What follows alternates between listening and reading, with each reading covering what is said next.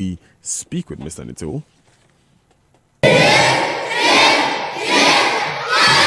We are appealing to the two ethnic groups to please stop the conflict because it is really affecting we the candidates. As at now, when we are in our various houses, we cannot do anything about it. So they should please stop the conflict because this year the cut-off grade is grade 25. And as we are in the house, we cannot do anything. I'm crying because we are suffering. The government should do something about this conflict because it is really affecting we the BC candidates. Right. So that's a BC candidate at Chereponi. Mr. Nito is on the line. Good morning, Mr. Nito. Yes, my brother, good morning. I believe you've heard this sound. You've seen the video of this young lady who is a BC candidate in Chereponi. I've seen a couple of them. I've seen this one. I've seen a couple more. How do you feel about it? Oh, Daniel, if you ask me that, it's something that I'll be shocked. Anybody who hears this is sad. I was on the ground. It is not just the lady. Everywhere we went, the people themselves made that concern. You can ask your journalists who were with us. The lady, she did very well. I mean, she braved the storm state to Chereponi for more than 3 days to cover it.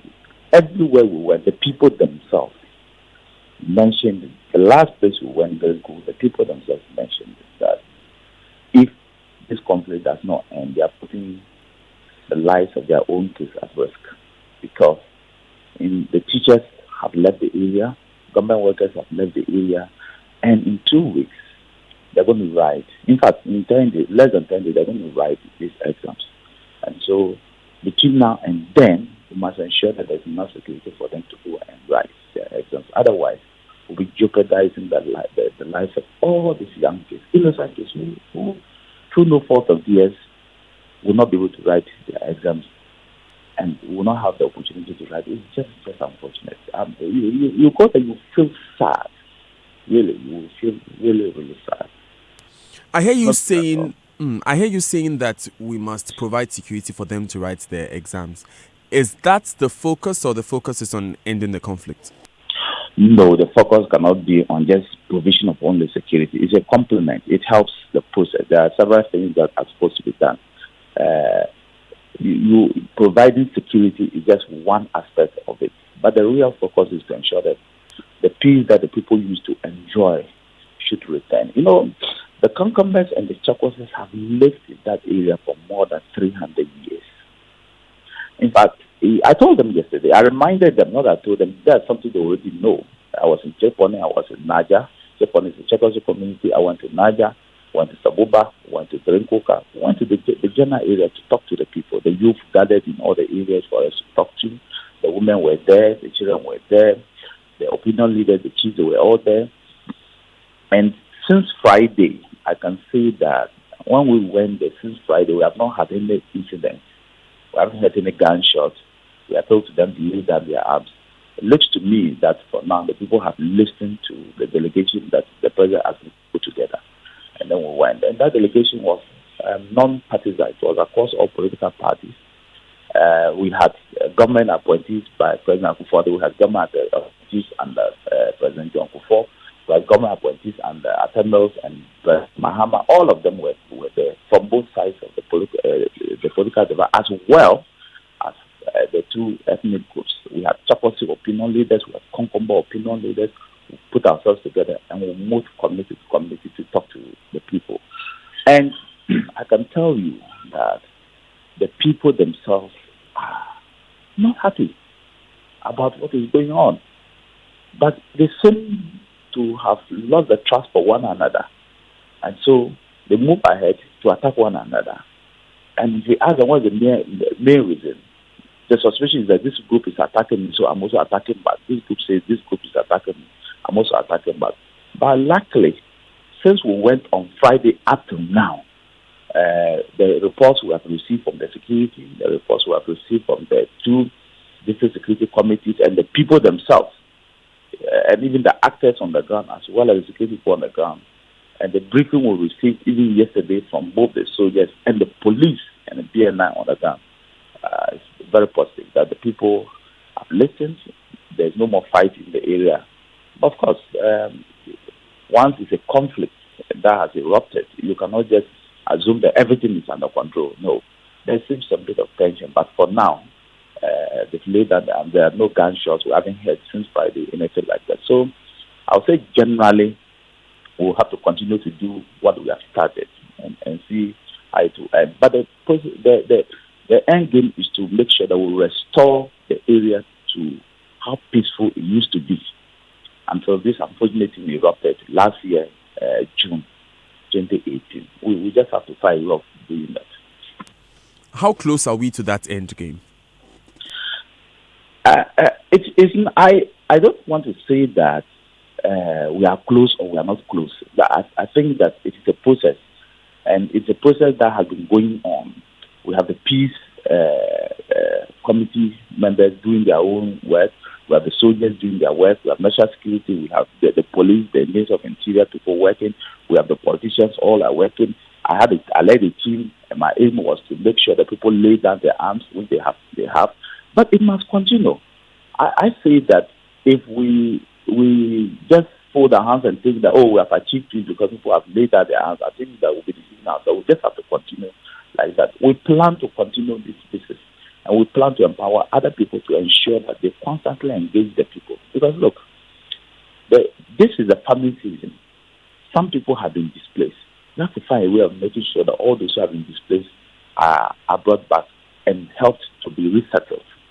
We have to ensure that there's free movement. There were roadblocks before we went there. They've cleared all the roadblocks. Their promise says that there won't be any single roadblock in the area. We are also encouraging them to ensure that they can visit each other. Chakwasi's can visit Konkomba communities freely. Konkombas can visit Chakwasi communities.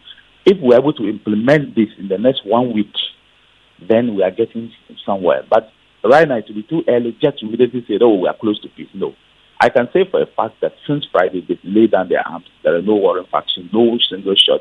All the rumors we hear and pictures circulating and people saying there's fighting going, it's not true. That since Friday, nothing has happened. But we have to keep working. Since that bipartisan committee went, I didn't attend cabinet. The president asked me not to attend cabinet, organize the team together and make sure that we go.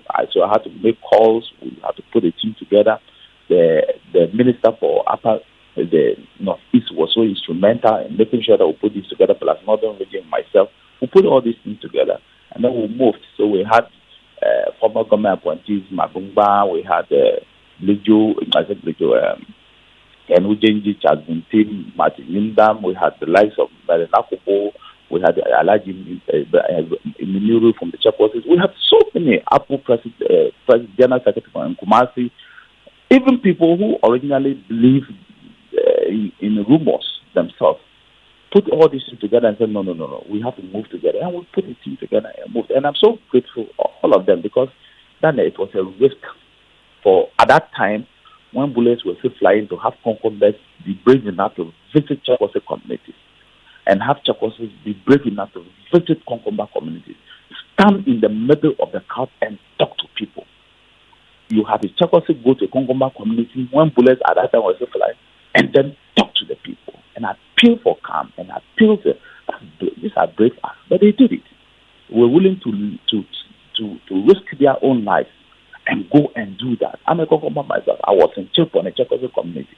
So I stood there in front of everybody, in front of the crowd. I spoke to them. I appealed to them. I begged them. I went to the Concomba communities. I did the same thing.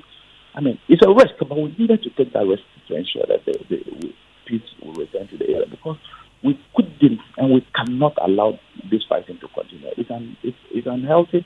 It doesn't help anybody. It doesn't help us. It's an embarrassment to all of us. I mean, I told them, can you imagine that I'm sitting in a car, and when they are briefing in cabinet, then they say, Concombers are fighting. How will I feel? So I said, no, this cannot continue. So Daniel, I think that we'll continue to do what we have to do to make sure that we have no other option but to make sure that this conflict stops. No other option. It might just stop. But luckily, there are signs. The signs are positive. That's what is good for me. Once a powerful government election goes like this, and the signs are positive, the people lay down their arms, it means that they are willing to listen. We should not end there. We should continue to push, and I think that we'll get that. Now, you made a point there that I'd love for you to restate for the sake of emphasis. Some pictures circulated on social media over the weekend of some dead bodies lying on the ground with someone clad in a blue shirt and khaki trousers bent over them. You said that those are not true?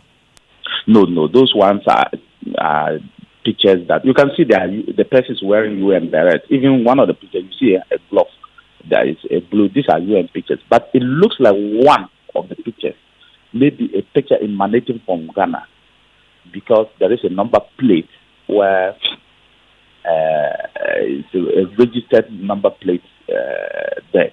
So it's possible that the security agencies can track that particular picture to know whether it is from Chereponi or somewhere else.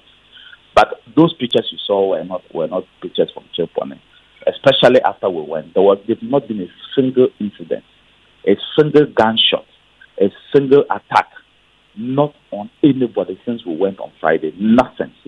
After we left on Friday and appealed to the people, that there has not been a single incident, a single attack or a single gunshot on any community. The people have simply listened and said they will not do that any longer. So it's not a true story. And I will plead with people to stop circulating such fake pictures. It doesn't help any of us. What do you gain that you are circulating pictures and go and cull pictures from somewhere just to throw it into the thing and muddy water? Because you do that, somebody gets hurt. He may not know that is not a true story. In fact, some of the reportage, I was a bit shocked that when we went there, even though we appealed to the people, they were still fighting. It's not true. Since we landed there on Friday and spoke to the people, the Chakoses and the Concombers have laid down their arms. They said they're not going to fight. They will listen to us. They will remove all the roadblocks, and then they will talk amongst themselves.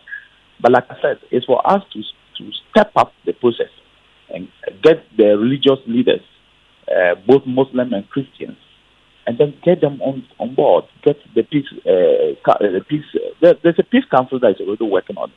Get them on board, and then we'll make sure that we'll get somewhere. But it's not going to be a one-day activity like how we went and the people laid down their arms. That is just a small, tiny bit of it. There's a lot of work that we have to do. We have to get the people to believe that there are better things for them to do than fight. But that means that we have to engage them constantly, and that's what we intend to do. Now, Mr. Nitiwo, speaking of the work that you have to do, Dr. Kwesi Enin of the Kofi Annan International Peacekeeping and Training Center has stated in the past that there are those who profit from these conflicts, and a lot of times our efforts to end the conflicts don't address these warlords, if I can call them that, who are often criminals, I must say. What are we doing in that direction now? It's really, I'm not able to answer this question directly because I may compromise what the police CID are doing, and I don't want to go into details. But I can assure you that they are doing what they have to do. If there are people like the CID will smoke all of them out, but I'm able to expatiate on what they are doing. They may compromise on their job, but I can tell you that the police CID are not sleeping when we are coming to that aspect. They know exactly what they are doing, and they are doing they are doing a lot of work on that. But I don't want to talk to you. I think that it will not be wise on my part to say in details what they are doing, but they are doing a lot when it comes to that aspect. But you can confirm that the persons, for instance, who are trafficking the arms that are being used there are being traced? But like I said to you, that the police CID are not sleeping when it comes to that aspect. They've arrested a lot of people. And once they have evidence against you, they will prosecute you. And that one, we all support that. So the police are working on that aspect. The CID are working on that aspect. And I can assure you that those things will be done. But I don't want to make a statement that will prejudice their job, that will give leads to people. But like I just said, they are doing their job on that aspect. Now, Dr. Enin himself is on the line. He's a director at the Faculty of Academic Affairs and Research. I will plead with you that I wish that you call somebody else. It will not be wise on my part to continue to talk like this. I'm here to brief the Vice President today on my trip. So I don't Right. want us to have a banter. I don't want us to have a banter on it. So let me just wrap this up quickly with So you wrap it up. before I go. We'll grant you that, Mr. Nitiwo. This morning, during the online review, I saw an interesting story where a number of security experts have been saying that it will be better for you to play a backseat role in this negotiation, considering the fact that, as you mentioned earlier, you're a Kokomba yourself. But I think that one of the accusations that people have had is that I needed to go talk to the people myself, and that's exactly what I've done. And luckily for all of us, it has had a positive impact. The people have listened to me. If a chief made a comment yesterday, he said, if they disgrace anybody, not their own son. And I think that is a profound statement, and I'll leave it at that. Yes, and of course, let me just make this point of clarity that we are not referring to the statements made by the PNC chairman Bernard Mona asking you to step down. We are referring to the statements made by a number of security experts saying that you should recuse yourself from this case specifically. Of course, it's often best practice, even internationally, that if you are in any way linked to a case like this, it's best that you take a backseat role, like I said earlier, so that people do not exactly connect you to what is happening. What do you say to that? Daniel, what would you have said if, when all happened, I just kept quiet? I never went to talk to people. I never went to talk to anybody. Wouldn't you have said that I could have done it and I refused to do it?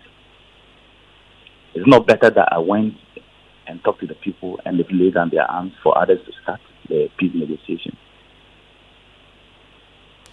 It's not better that I went with a team of both Chakosis and Konkombes and people have laid down their arms. Which is better?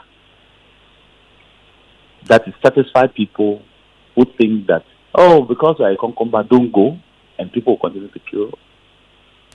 Well, respectfully, Mr. Nitiwo, I don't think this is about satisfying. I just wanted to make the point that this is not really about satisfying people per se. But Daniel, I think that we should the team that went should be commended for what it has done.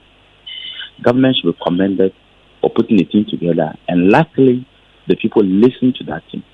I think that the way forward is how do we ensure that people continue, the people we are talking about continue from where we have left off. I think that at the end of the day, that should be the way forward. That, yes, whether wrong or right, we went and the people have listened to us. As opinion leaders from the area, we went and the people have listened to us. So if they have listened to us, what do we do going forward?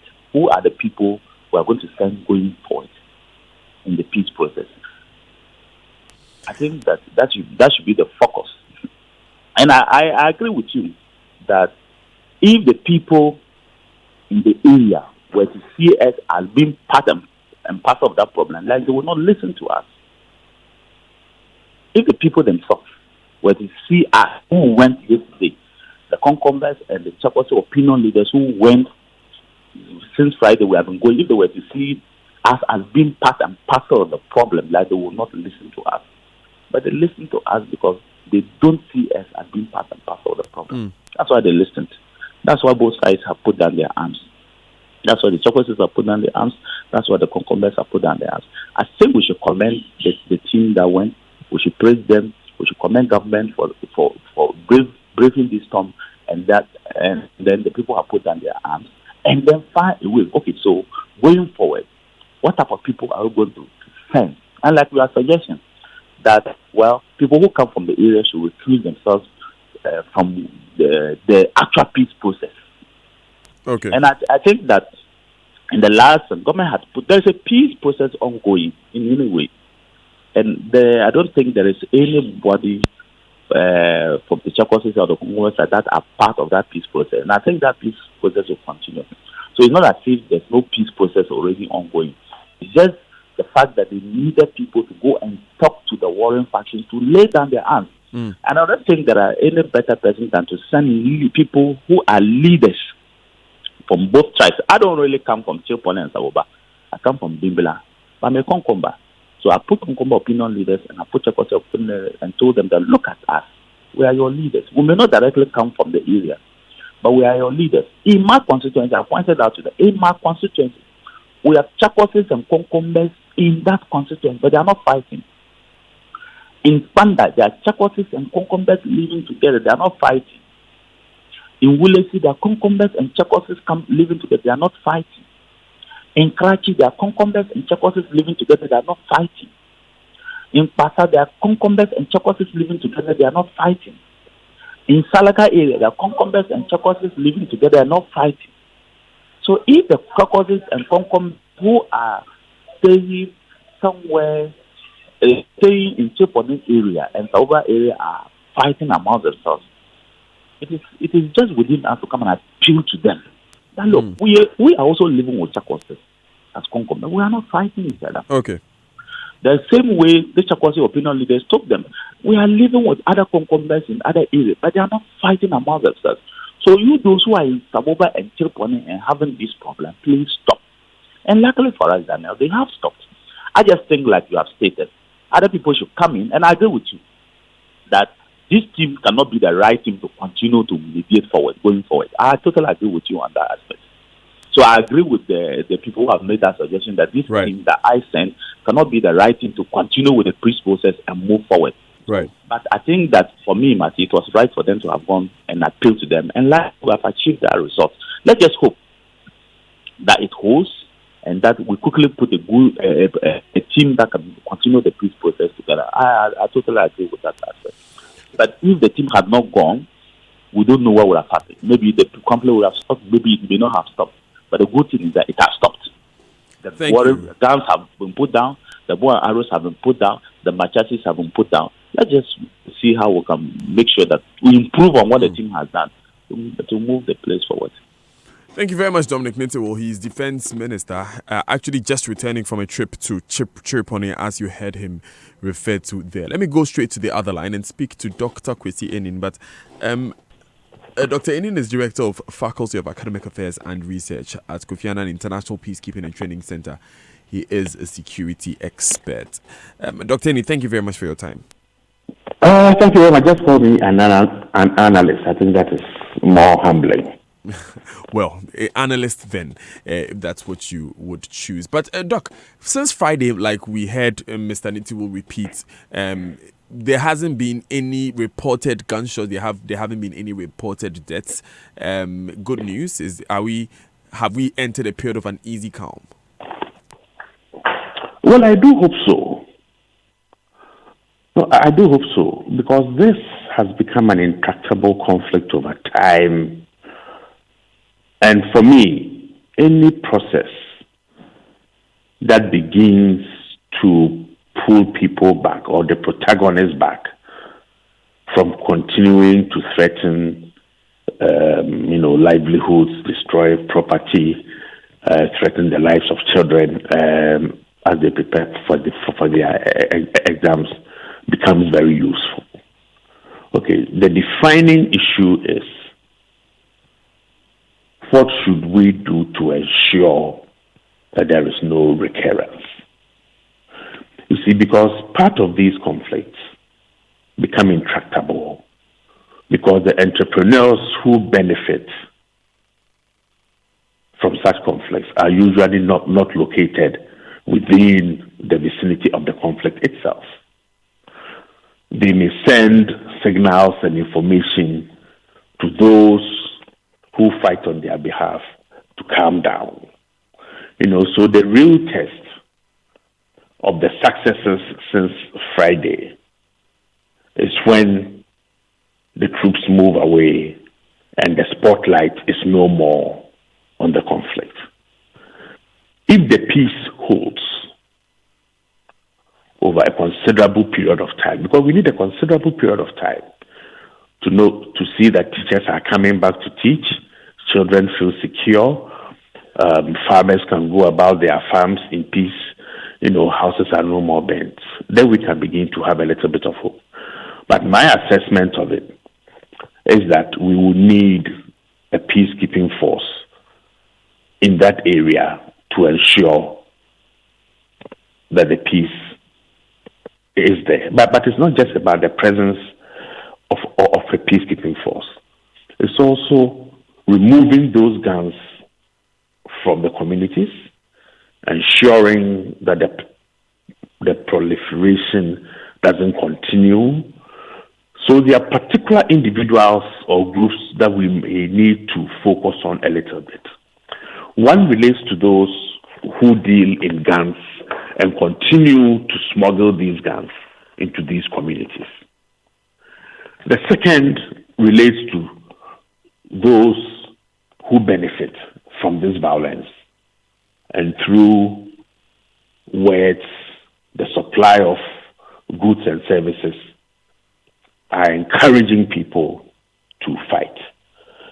So to ensure that we have long-term sustainable peace, I think there are a few things that we would need to put in place going forward. Doc, in the direction of the establishment of a security force there, or the assignment of a security force there, if I can use that expression.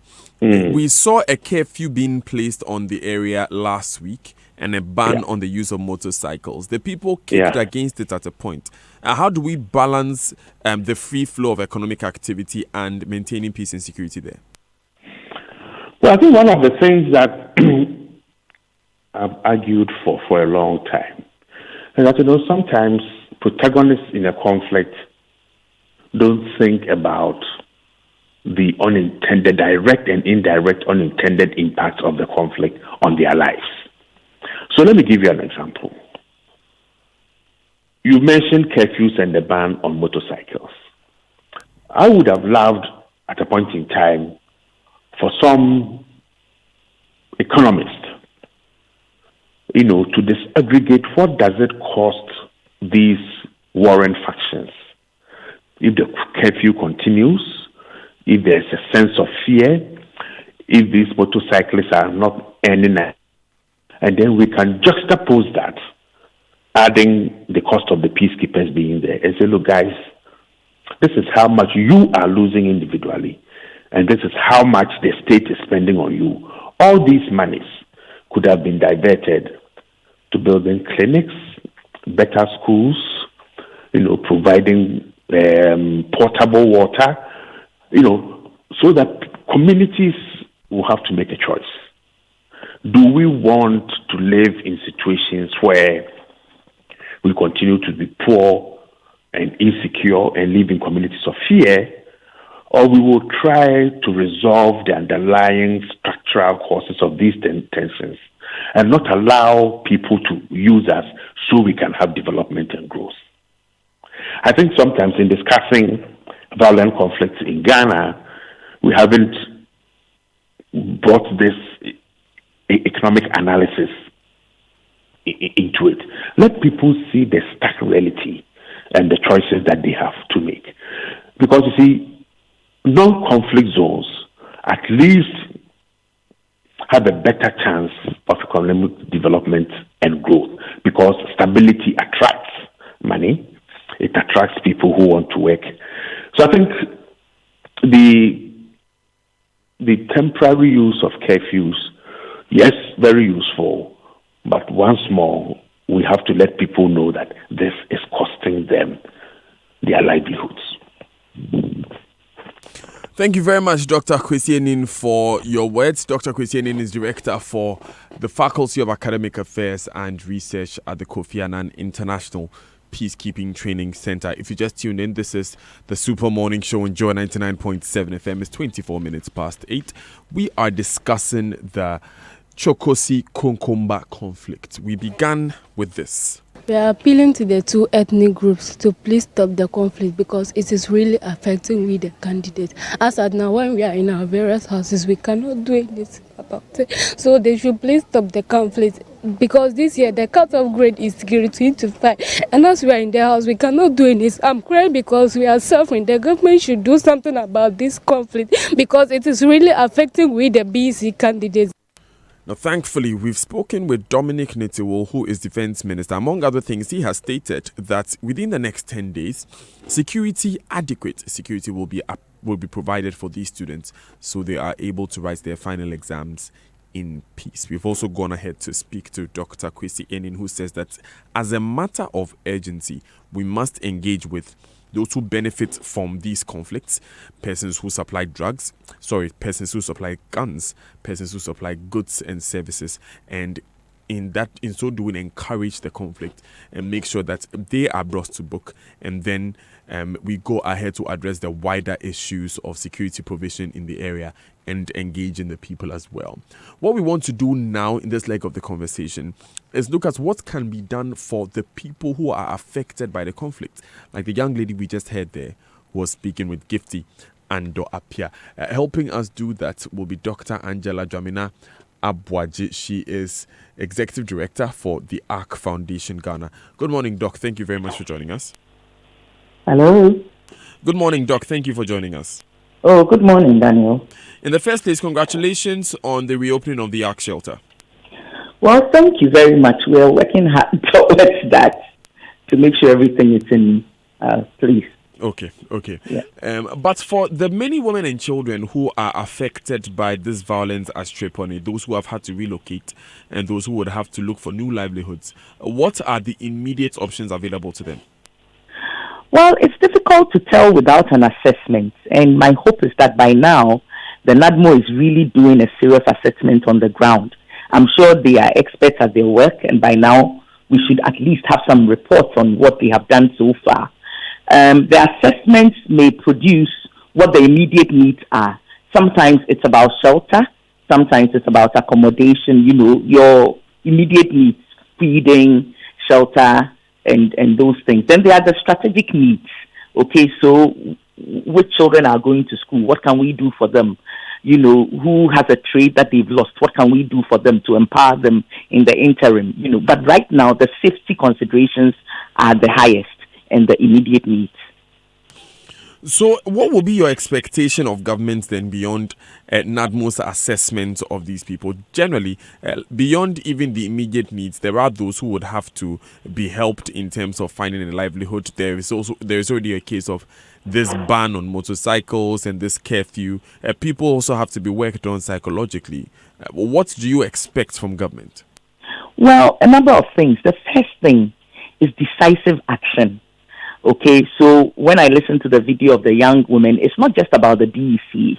There's always fear that comes along with these threats of violence and actual violence. It's not only about them losing their momentum towards exams. It's also about the fact that they don't know what's going to happen to their parents. They don't know what's going to happen to them. And we know that often girls and women are attacked when there are these kinds of conflicts. Okay, so immediately decisive action from the government is necessary.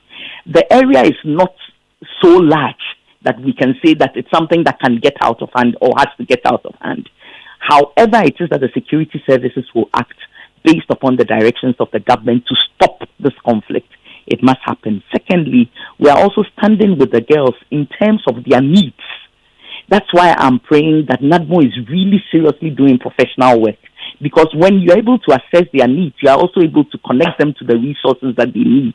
And there is enough resources in Ghana to be able to connect people who are fleeing from conflict to back to their livelihoods or back to, whatever it is that they have had to abandon. For example, schooling and so on and so forth. Being able to connect to people who can also help in some of these situations. So these two things are the most important. Finally, what I am asking from government is to go to the root of this matter. Sometimes we say it's about land. Sometimes it just seems as if they are tribal conflicts. Okay, we don't like each other.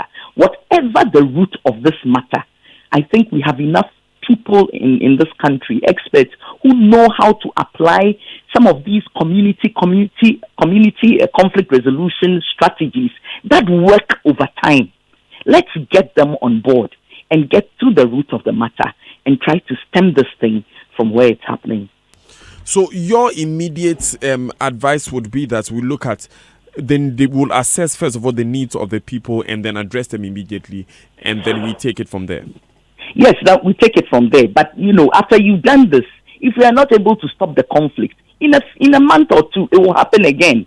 So what would we have done in the end? The most important thing is the decisive action that the government would take, while the other psychosocial types of support can happen to those who are fleeing and those who are on the ground. Right. Thank you very much, Dr. Angela Dwamina-Boaje, for joining us. She's Executive Director of the ARC Foundation Ghana. It's exactly 8:30 a.m. You're live on the Super Morning Show. Enjoy 99.7 FM. My name is Daniel Dazi. We just got off the back of a conversation with Mr. Dominic Nitiwo, who is the Minister of Defense. We also spoke with Dr. Kwesi Enin, who's a security analyst, and Dr. Angela Dwamina-Boaje, who is the head of the ARC Foundation. Malik Abbas Dabo is here. Good morning, Malik. Good morning again. Of course, we always do this, don't we? Malik is joining us with some background and some insights into the Jokosi Kunkumba violence. What exactly are they fighting about, and what exactly is the root of it?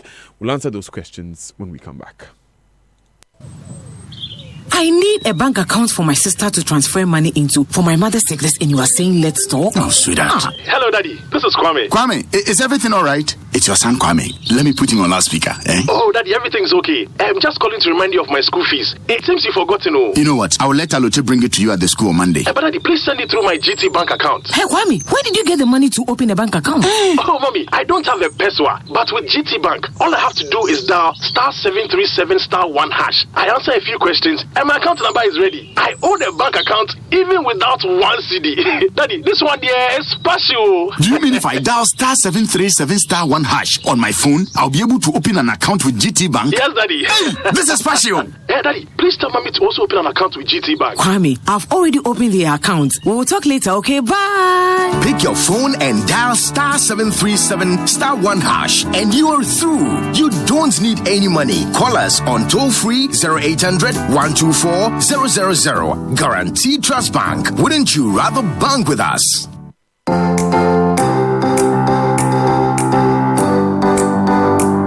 Comfort, durability, finishing, quality. Choosing sofas and beds for your home, office, or hotel couldn't be easier with an exclusive range of sofas and beds in various designs and colors from Latex Foam. There is so much choice, whatever your budget. Latex Foam, your partner for life.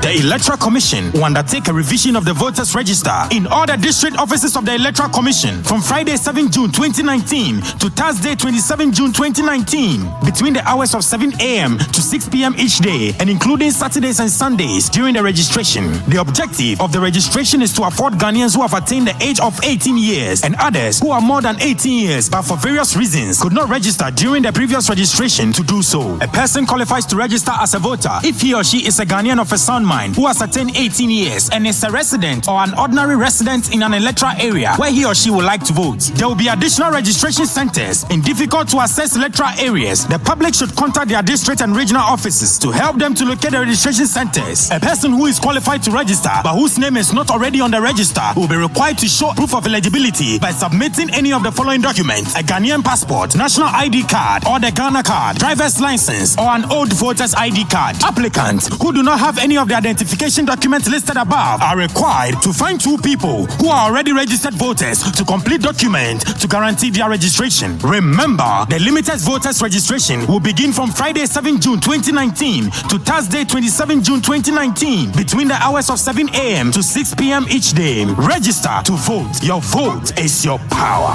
Because your vote is your power. Register to vote. Because your vote is your power.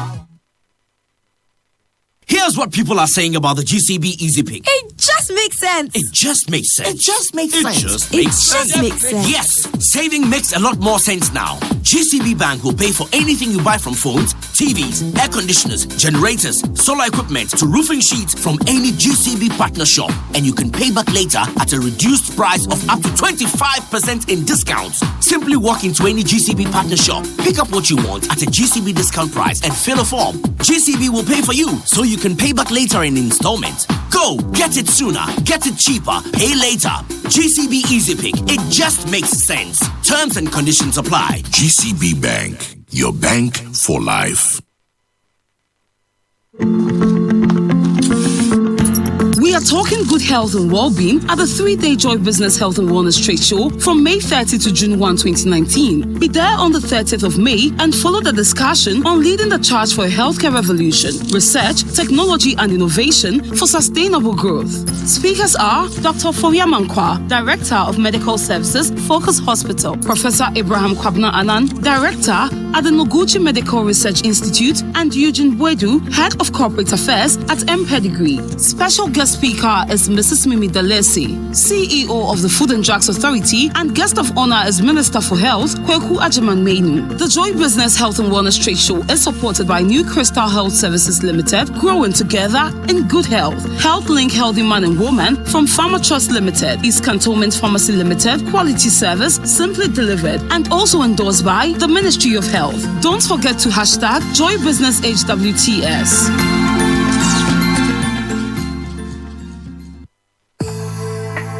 Enjoy fast, affordable, and dependable 4G service in Accra and Tema. In your office, home, or on the go.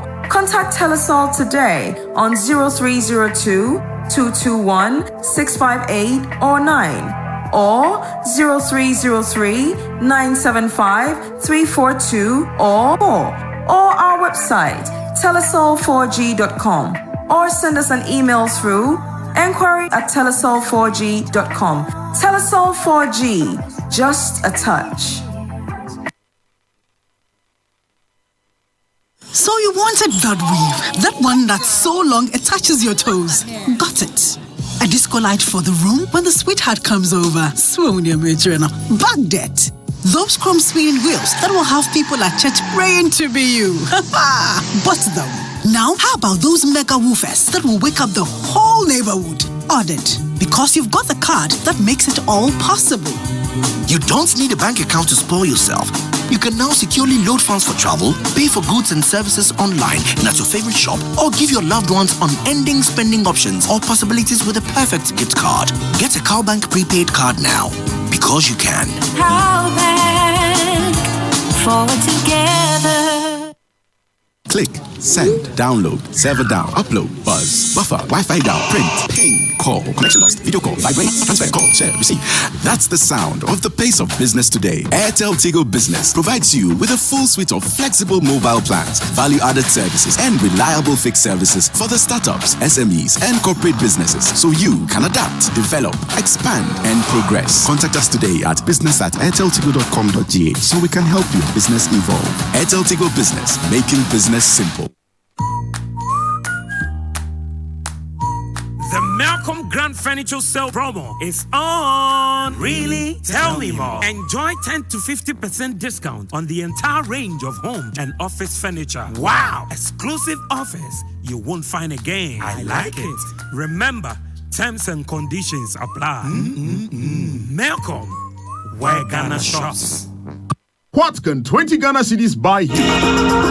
Airtime. Taxi or trotro fare. Hot Oh, ice cream dripping down your hands on a hot sunny afternoon. You think it, and that's exactly what we'll give you when you buy the Roverman Productions Early Bird ticket. From the stables of Uncle White comes the play I Want Your Wife. From now till 16th June, you can buy early bird tickets at 60 Ghana cedis, saving you a whopping 20 Ghana cedis for that kenke or ice cream. And tickets are available at Joy FM, selected Shell shops, and our regular outlet. WhatsApp us on 050-554-6030 for delivery. This production is sponsored by Bond Savings and Loans, Old Mutual Life Assurance Company Limited, and Crush Fruit Juice. Note, early bird tickets are valid for 5th and 7th July. Media partners: Joy FM, Hits FM, Joy News, Joy Prime, and Adum TV. Buy your tickets now.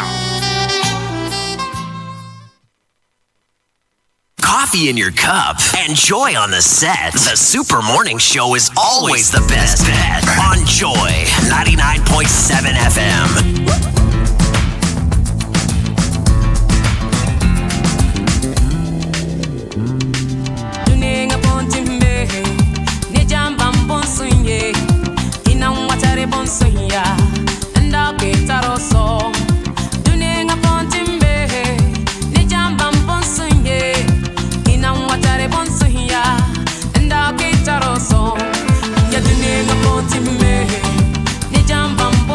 Ya bonsoya, and I'll be taroso. Dunia pontimbe, ni jamba bonsoye, ina watare bonsoya, and I'll be taroso. Taben, taben, taben, kani humagidi guije.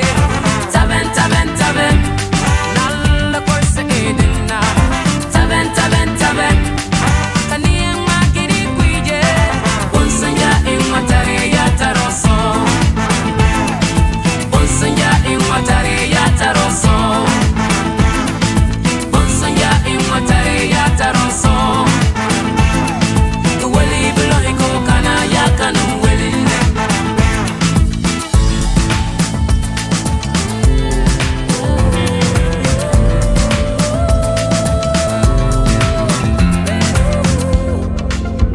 Kapogola taroso, kaserala taroso, kabiela taroso, taroso, taroso, kipogola taroso, kiserala. 20 minutes to the top of the hour here on the Super Morning Show on Joe 99.7 FM. I am Daniel Daze. Remember, we'll be speaking shortly to Mohammed Ejesoa. He's the mayor of Accra. We'll be talking to him about the sanitation situation in the city. And text messages are brought to you by Afrodan. Your back must last you a lifetime, and Glyco Critical Illness Plan GSIP. Glyco, we cushion you for life. The track is Peace by Riala. We are praying for peace in Chereponi.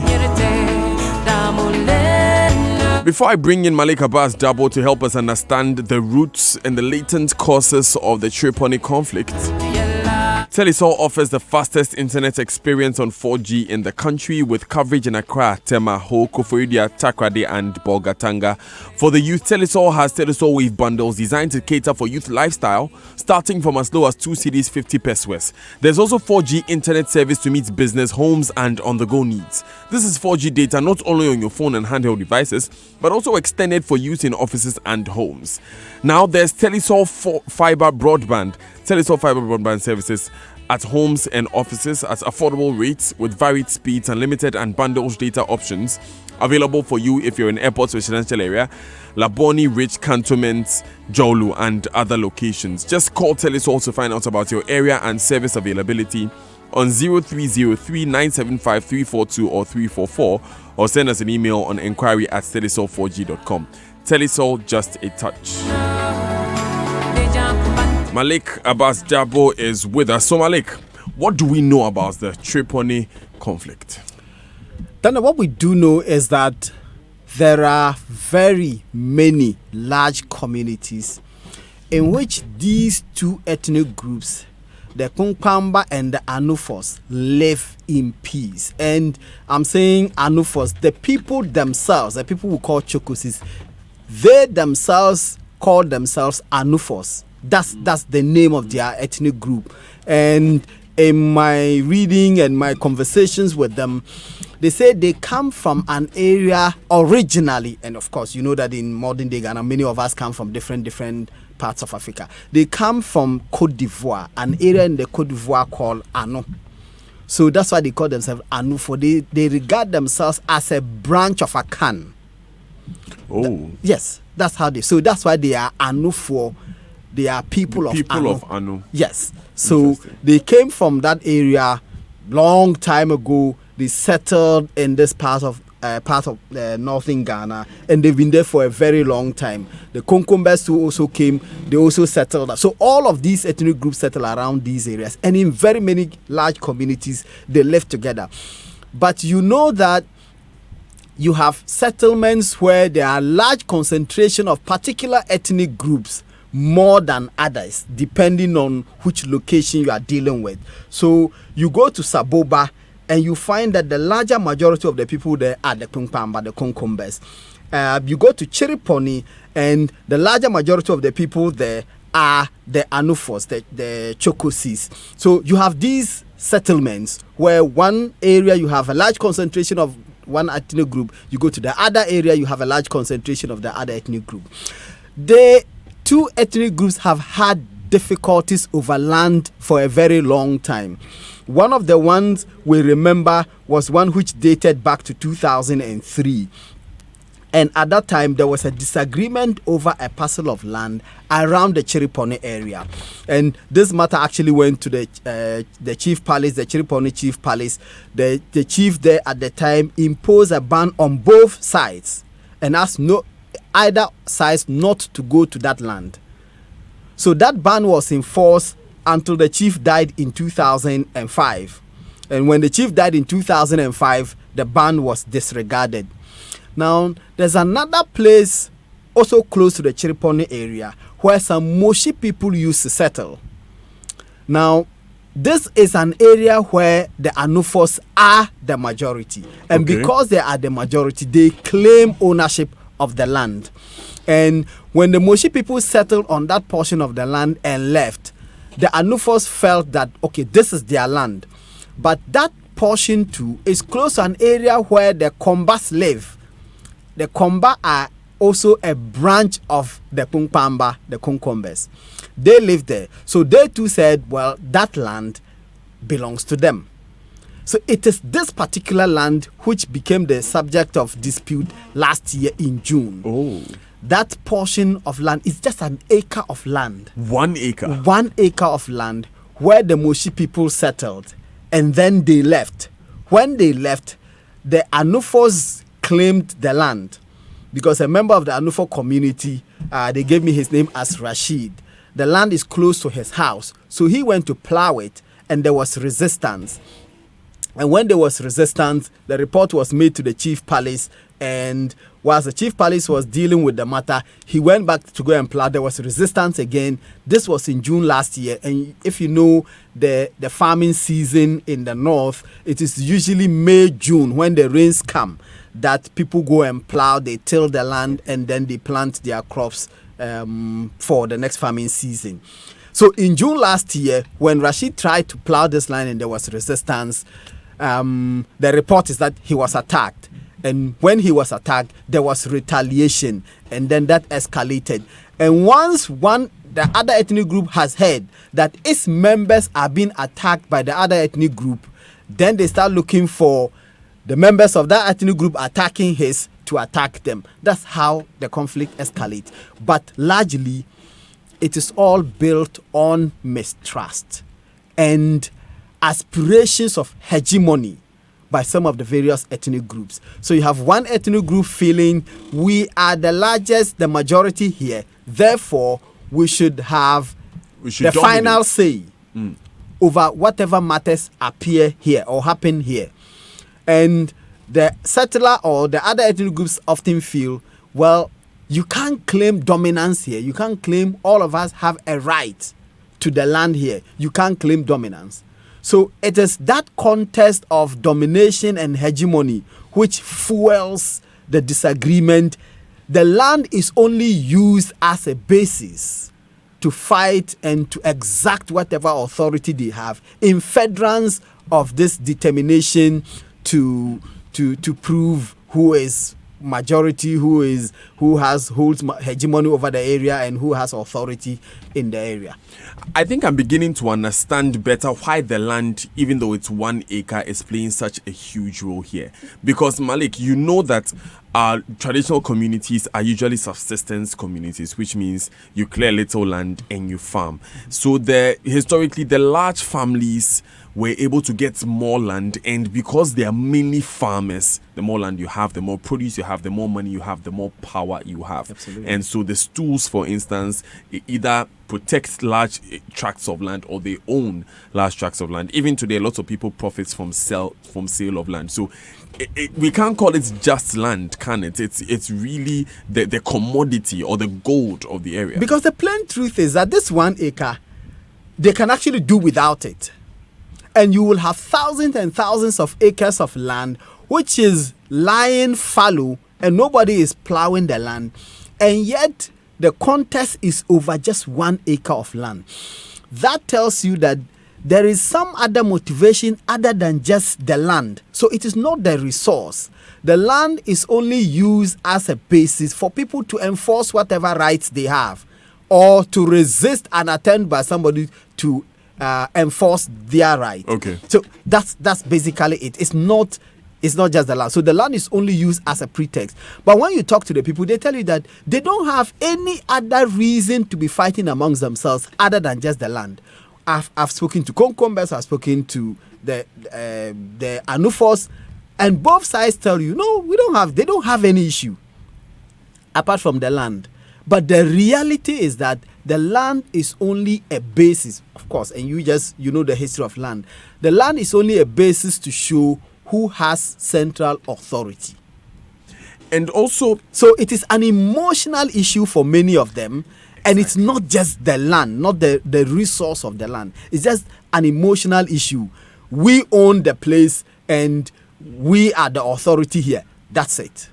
And to establish that we are the authority, we must have control over the land. However small the land is, we must have control over it. That's all. Right. It's 9 minutes to the top of the hour here on the Super Morning Show in Joy 99.7 FM. Malik Abbas Dabo is with me here in studio, and he's been giving us some insight into the real causes or the real roots of the current Chokosi-Konkomba conflict. Malik, we must admit that Mr. Nitiwo did say that's the defense minister, he did say in his submission this morning that there are Konkombes and Chokosis living in peace in other communities. Yeah. As opposed to Chereponi. That's true. Do we have any idea why in Chereponi in particular there is this challenge? It's just so there is a small community in Chereponi called Nadoni. Mm-hmm. The Nadoni area has the Anufos and the Komba. The Komba, a branch of Konkomba. In this small community. And this is a small community where this land I'm talking about is located. So it's just them. And even that area, it's not within the Chereponi township. It's the outskirts. And it is the reason why it is difficult for the security forces to be able to deal with the conflict. Because a lot of these areas are inaccessible.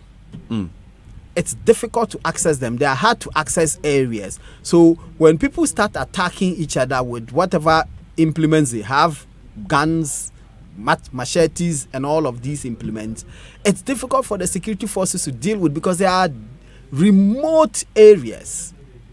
Even though it's close to Chereponi, but they are remote areas. That's why you can't do much about it. So the Nadoni area is where is the concentration of the recent resurgence of violence. Just this area, and it's over this 1 acre of land. You know, one thing that urban centers, one advantage that urban centers bring, they bring a cosmopolitan area, a cosmopolitan feel to the area. So there could be Pinkpembes, there could be Kombes, there could be Anufos in the area. But because they are mixed with other tribes and other peoples, you find that the latent issues that these two groups may face may not be as pronounced. You're absolutely right. And you see, because ethnicity is an emotional issue, everybody, and there is a certain homogeneity in these communities. It's a homogeneous group. And that comes back to the point you made. In the cosmopolitan areas, there is no homogeneity. There are different ethnic groups, different persuasions, different religious inclinations. So it's difficult for any of them to serve as a thread of currency between groups. But when you have an area where everything is monolithic, it's homogeneous, it's one people, even though sometimes these differences are tampered with inter-ethnic marriages, but it's not much. The people remain largely homogeneous. If they are Punkpamba, they are just that. If they are Anufos, they are just that. So once you hear that Anufo has been attacked, the Anufos feel that the whole ethnic group has been attacked. Once you hear that a Punkpamba has been attacked, the Konkombes feel that the whole ethnic group has been attacked because they are homogeneous. As you sit here, if you hear sitting in Accra that somebody has been attacked, the person's ethnicity doesn't even occur to you. True. It doesn't occur to you. It may well be that the person, you have heard that somebody has been attacked on the next street, Even if the person is in Zima, you may not even know. Exactly. It won't matter to you. And my question will not be he has been attacked because he's in Zima. Absolutely. Absolutely. Unfortunately, in these very rural, arid lands where the thinking is ethnic based, where decisions and actions and community activity is all ethnic based, an attack on one person is an attack on the ethnic group. And when that happens, that ethnic group then feels any other member of the other ethnic group is a legitimate target. Even though that's quite unfortunate, in rural areas, this is the reality. It's interesting though, Malik, because in the end, how are we considering that we are attacking people like this? We are appealing to the two ethnic groups to please stop the conflict because it is really affecting we the candidates. As at now, when we are in our various houses, we cannot do anything about it. So they should please stop the conflict because this year the cut-off grade is 25. And as we are in the house, we cannot do anything. I'm crying because we are suffering. The government should do something about this conflict because it is really affecting we the BC candidates. Quite a challenge there, and we will hold Defense Minister Dominic Nintewo to his words as he assures that within the 10 days that the BC will be written, security will be provided, adequate security will be provided so that these children can write their exams in peace. And of course, they are working assiduously towards finding a permanent solution to this conflict.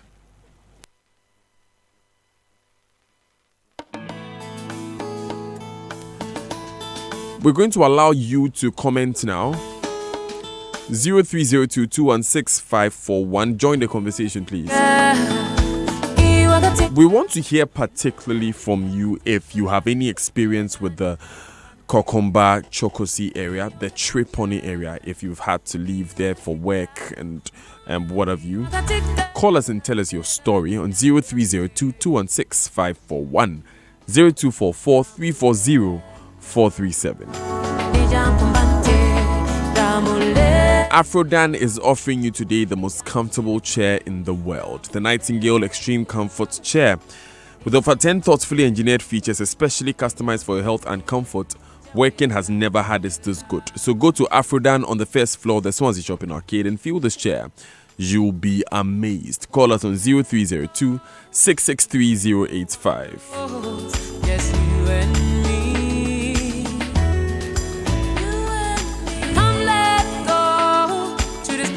Now make all your payments from now on with your Barclays Visa credit card and you could win a flight to South Africa for the getaway of your life in Sandton City. That's all you have to do. Don't let this offer pass you by because this is the one for you. Barclays is part of the ABSA family. Call 030-242-9150 for more information. Barclays Bank Ghana is a registered commercial bank. The Barclays brand is used under license. 0302-216-541, 0302-216-541, 0244-340-437. Are you from the area? Have you lived there before? Have you had any experience with the Chereponi conflict? Tell us your story.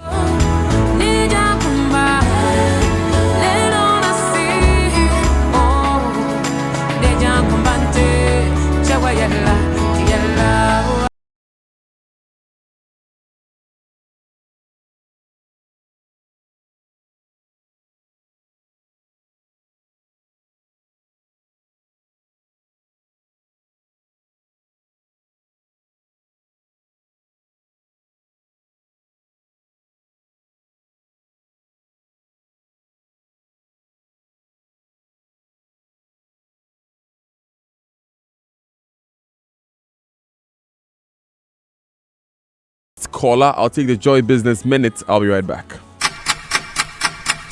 2 days more to the Joy Business Health and Wellness Trade Show. Oh yes, and it's Karen and Daryl with the Joy Business Minute. Cleaning up the entire financial sector could cost the country almost 20 billion cedis. This after Bank of Ghana Governor Dr. Ernest Addison disclosed that the non-banking sector cleanup would now cost 7 billion cedis. The Ghana Revenue Authority says it is going to trigger legal actions against companies that are exploiting the recently announced 50% slash on benchmark import values. Investigations by the authority reveals a company using this reform to smuggle goods to the country. Chief Executive of Rural Cables Limited, Catherine Papafio, is urging the Bank of Ghana to consider policies that will stabilize the exchange rate. She's confident this will drive down cost of doing business in the country. Elsewhere, Nissan will soon begin selling a new hands-free automated highway driving assistance program in Japan that goes even further than what Tesla offers. Nissan's Pro Pilot 2.0 will follow a navigation route while allowing the driver to take his hands completely off the steering wheel in some situations. Oh, that's so cool. Not so cool for me, Daryl.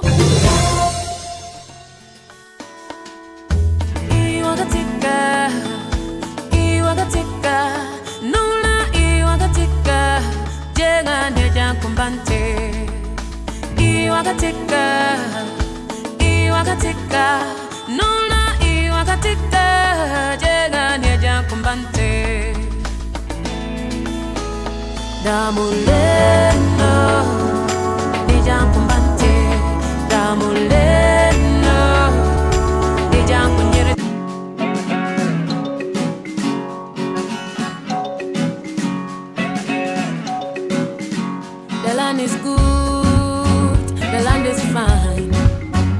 Gold we have, diamonds we mine. Yet we fight, we cover it all in blood. My first caller is on the line. Thanks for staying with us. Salifu from Koforidua. Good morning, Salifu. Good morning. Yeah, Salifu, let's hear you. So you have a Chereponi experience? Yes, I just want to say that Malik has done a very, very, very manual job. And journalists, you just have to use Malik to solve all the problems in the north. All these quarrels, all this fighting is as what Malik has said. And I just want to urge the Peace Council that they should listen to what Malik has said this morning and go in quickly. There are so many areas that is having that problem. It is going to escalate. We shouldn't wait till what has happened at Chereponi. Malik, we thank you very much. We do it from that place. We thank you for bringing out all these things for the whole Ghana to hear. So you are from the area, Salifu? Yes, what Malik is saying is very, very true. That is the whole genesis of all the problems there. So what have you seen? We thank him very, very much. It's just about governance. We are the majority from this tribe. So who are you? Whether you even contributed to them to class better education, they will just tell you nonsense. And that is the problem. Unfortunately, the line is failing us at the moment. But you can call us on 0302 216 541 0244 340 437. Thank you very much, Salifu from Koforidua. If you've ever lived in the area, you're from the area, you have any experience with the Chereponi conflict, call us and tell us your story. Kingdom Books and Stationery offers a 30-day credit facility with no interest charge. We deliver free within Accra, Tema, and surrounding towns.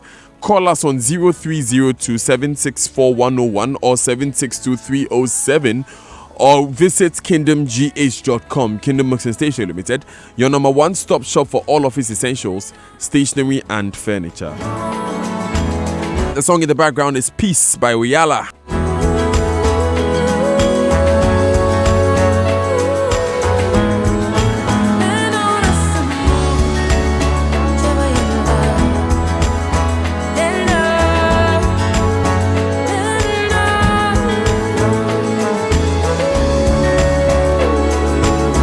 Now, from now till the 9th of June 2019, pay for goods and services with your Stanbic Visa debit and credit cards and get the chance to win an all-expense paid trip for two to the Total AFCON 2019 in Egypt, courtesy of Visa. Use your Stanbic Visa card a minimum of 14 times in a month to increase your chances of winning. Visit the Stanbic Visa Park stand at participating shopping malls and get a feel of the 2019 Total Africa Cup of Nations by competing in the penalty kicks, ball juggling, wheel spinning, lucky dips, and many more to win amazing prizes instantly. Don't miss out. Let's make history. Go Ghana. Let's go cheer on our team to victory with Stanbic courtesy of Visa. Terms and conditions apply. See press for more details.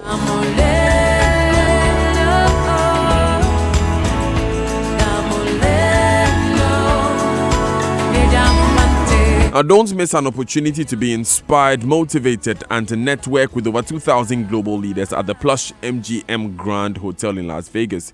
You can join Emma Morrison, Group Head for Business Programming for the Women's Leadership Conference in Las Vegas with Adanse Travels. This conference, which promotes women's personal and professional development and advancement, is scheduled for August 4th to the 8th, 2019 in Las Vegas. For US visa holders, it's $1,590, and for non-US visa holders, it's $1,950 exclusive of flights. Deadline is May 30, 2019. Call Adanse Travels on 055-631-0404 or 024-360-6648 for registration and travel arrangements. I have Ishmael from Kumasi on the line. Good morning, Ishmael. Yeah, good morning.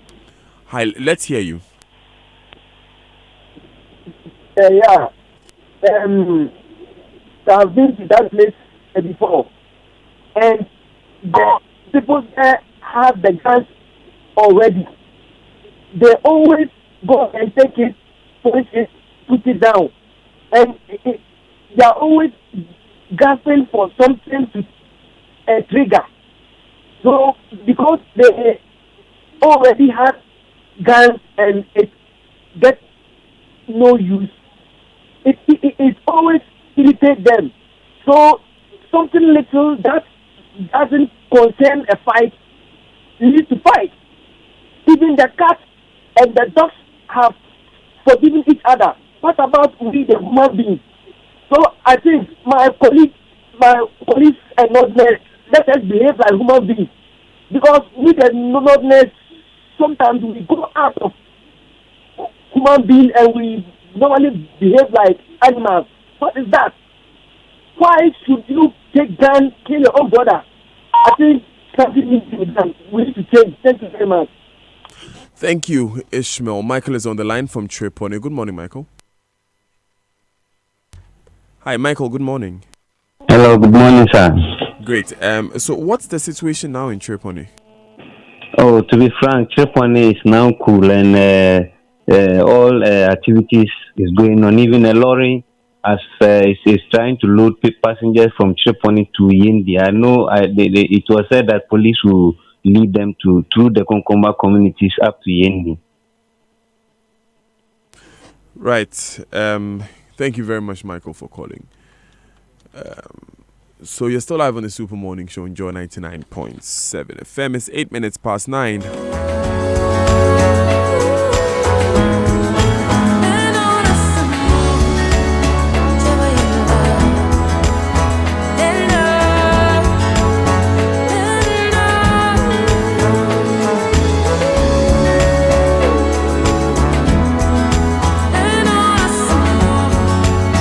Nurendi is on the line from Medina. Nuruddin is on the line from Medina. Nuruddin, pardon me. Good morning. Good morning, Daniel. Yes. So Nuruddin, you've been to the area before, or you're from the area? I know the area very well. I have a huge number of family in the area. Okay. So what's the story? When you speak to the family, what are they going through? No, I think Malik has really given us the overview of it. And that's exactly the fundamental or the root cause of this conflict. However, you see, the Konkombes are indigenous group, and whoever they are settlers. But then, because they were Asiflos, they've been overpowered, and now they felt they have been suppressed. So I think to resolve this problem, the lands mostly are not big. Can we really acquire the land and build a clinic? So compulsory acquisition by the government. Provide them a social amenity on that same piece of land. And I think that will solve these problems. Very interesting suggestion there, Nuruddin. Thank you very much. Acquire that 1 acre of land, which seems to be the bone of contention, and maybe use it for a certain amenity. A similar thing happened with the Nkonya area when it became the Nkonya violence. I remember very well. Jude is calling from Spintex. Good morning, Jude. Mr. Daniel, good morning. Yes, Jude, let's hear you. You have any experience with the Chereponi area? Yeah, I'm just, my home is just about 1 hour, 31 minutes from Chereponi. I'm from the capital town of Northeast. Oh. When last did you go there? I think that was January this year. Wow. Yeah. And how has that experience been like? Chereponi is a nice place, just that I don't just know where these people are getting this kind of guns from. That's the question. They are not government workers. They are just doing pigeon farming. Where did they get this kind of guns from? That's the question. But thank you to Malik. He's doing very well, and we hope he can do better than this one. So thank you very much. Thank you, Jude, for calling us from Spintex. Very important questions being raised there. Where are the guns coming from? It's a similar question that Dr. Kwesi Enin raised, that we must begin to address where the guns are coming from, the people who are providing them these guns. And if those issues are not solved, we can't realistically begin to address the conflict. 0302-216-541, 0244-340-437. We are taking calls from persons who have experience with the Chereponi area, who are from there or who have lived there, like Jude from Spintex, and we want to hear what your story is. Osman has joined us from Kumasi. Osman, what's your story? My story is somebody called that the government should acquire the land and build a clinic. I said that's a good idea, but to acquire from who? Is it from the Kunkumbers or the Anofos? You see? Good question. Question. It's you, because that is what is being the conflict. If you acquire land, you have to go to the landowner.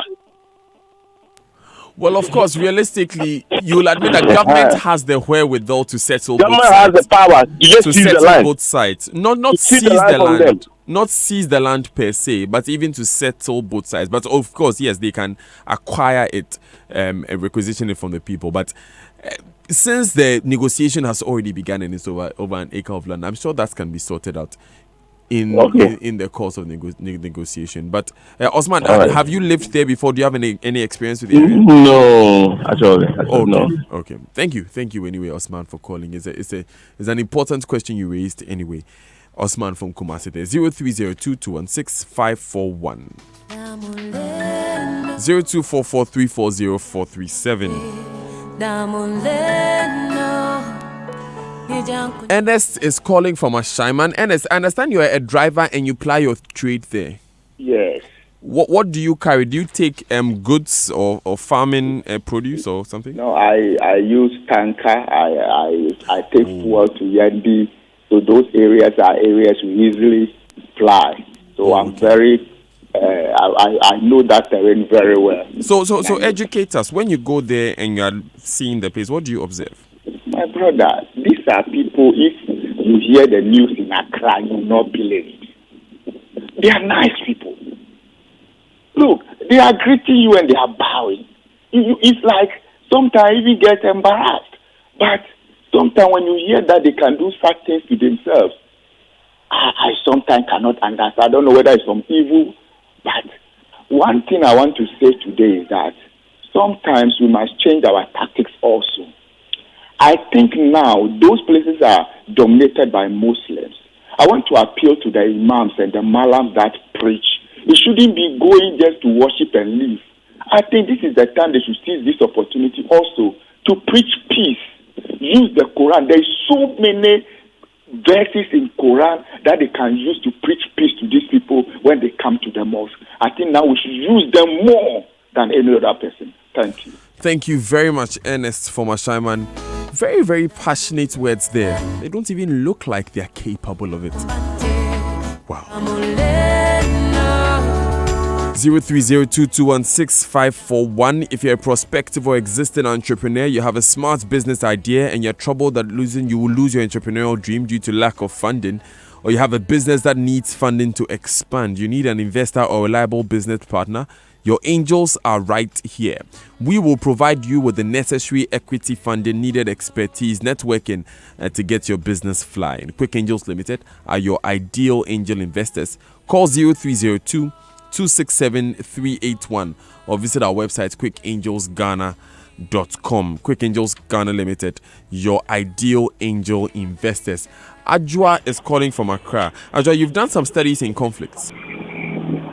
Yes, I listened to Manasseh's submission, and I just wanted to say that... You mean Malik? Yes, Malik's submission.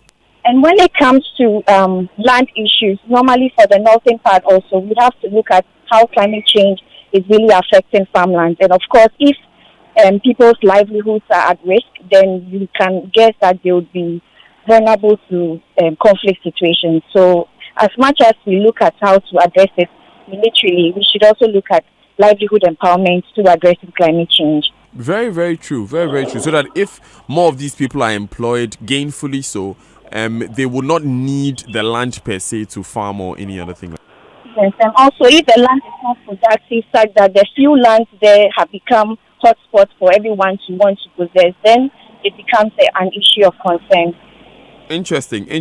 In that case, if that is the case, what do you make of this suggestion that government should probably acquire the land so that it doesn't belong to any of the tribes?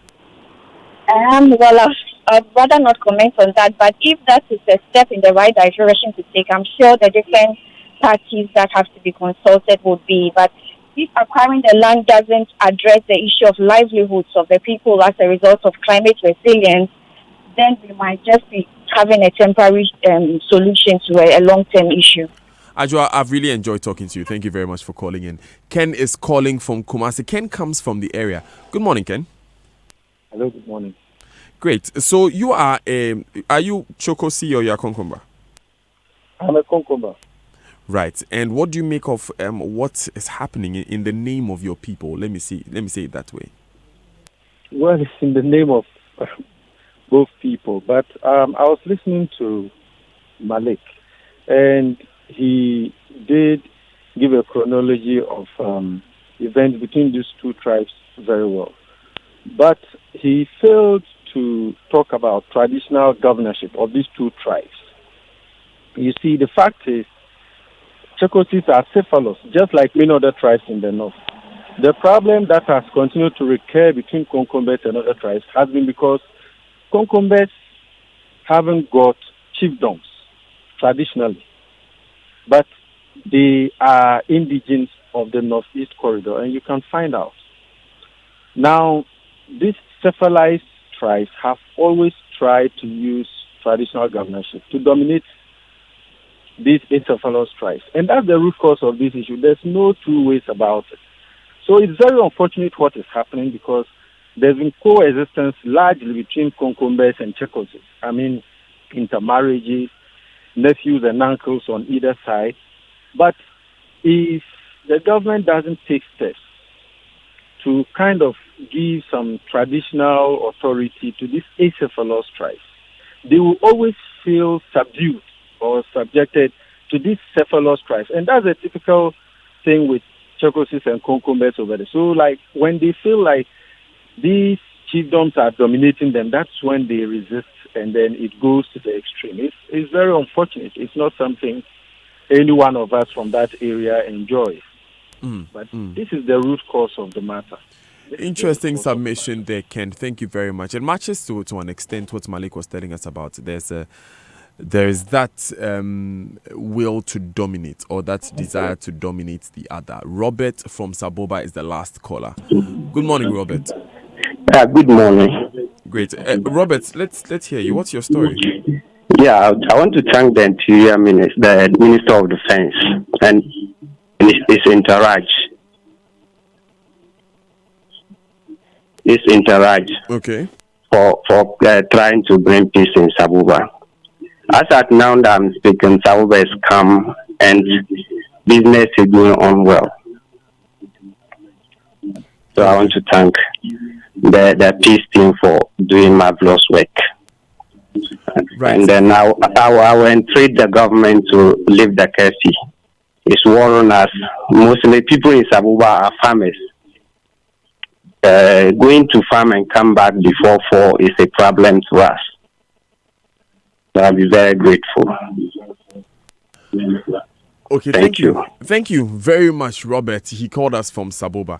He brings us to 20 minutes past 9 here on the Super Morning Show on Joy 99.7 FM. This morning, we've spent quite some time discussing the Chereponi conflict. Of course, we've been able to understand what it really means for the Chokosis, for the Konkombes. Malik has walked us through. And most importantly, the Defense Minister, Dominic Nitiwo, has assured us that within the 10 days that the BEC candidates are about to write their exam, adequate security will be provided so that these students can write their BEC in peace. Also, steps are being taken to permanently end the conflict. We also had some comments from Dr. Kwesienin and Dr. Angela Jamina Abwaji. Dr. Jamina Abwaji really saying that, first of all, we must look at the immediate needs of the people. They must be addressed, and also the root causes of this conflict must be taken care of.